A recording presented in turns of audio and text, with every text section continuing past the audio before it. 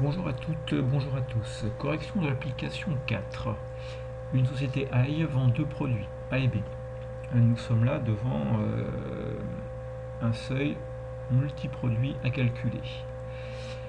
Mais si vous avez regardé l'énoncé, on n'a pas tellement le choix des méthodes. Contrairement à ce que nous avons déjà pu voir par le passé, utiliser les chiffres d'affaires pour pouvoir proposer des proportionnalités entre tout type de chiffre d'affaires ne marche pas, puisque là, il nous manque juste un petit point, c'est les quantités respectivement vendues de A et de B. On ne pourra donc pas dire qu'au seuil de rentabilité, la proportionnalité sera respectée, on n'a aucune idée de quelle peut être celle-ci. On sait seulement que l'on vend 2 fois plus de A que de produits B.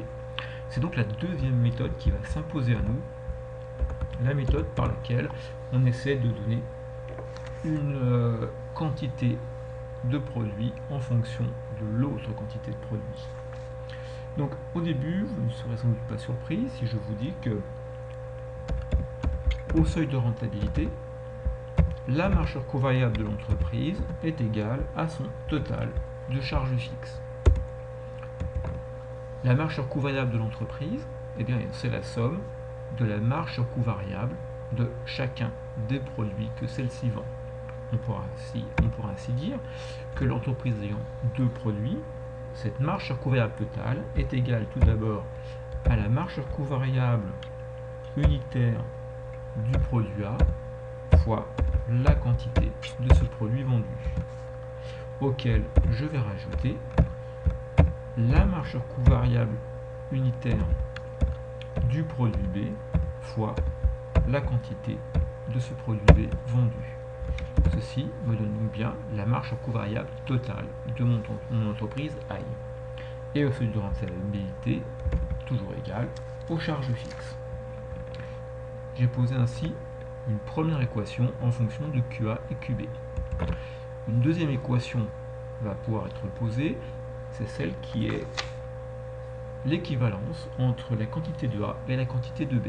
On sait que l'on a deux fois plus de produits A que de produits B vendus. Je dirais donc alors que la quantité A vendue est égale à deux fois la quantité de produits B vendus. En ayant posé ces deux égalités, je me retrouve avec un système de deux égalités à deux inconnus, d'où une résolution qui va pouvoir être donnée. Je remplace tout d'abord numériquement les données que je possède.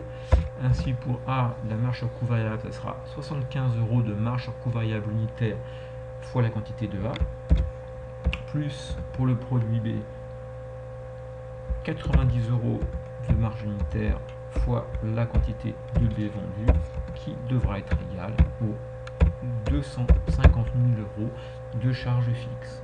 Et puis, quantité de A est toujours égale à 2 fois la quantité de B. Ceci étant fait, je vais remplacer QA par sa valeur dans ma première équation. Ce qui va ainsi me faire 75 quantité de A plus 90 fois la quantité de B, c'est-à-dire 2 fois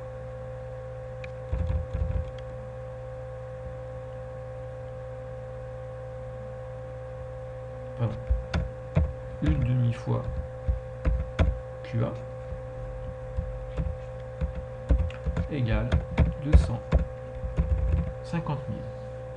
Ceci étant fait, bien je fais alors tourner mes moyens de résolution et je trouve que la quantité de A est égale à 2084 produits, ce qui en fait est un arrondi puisque je trouve en fait 2083,33.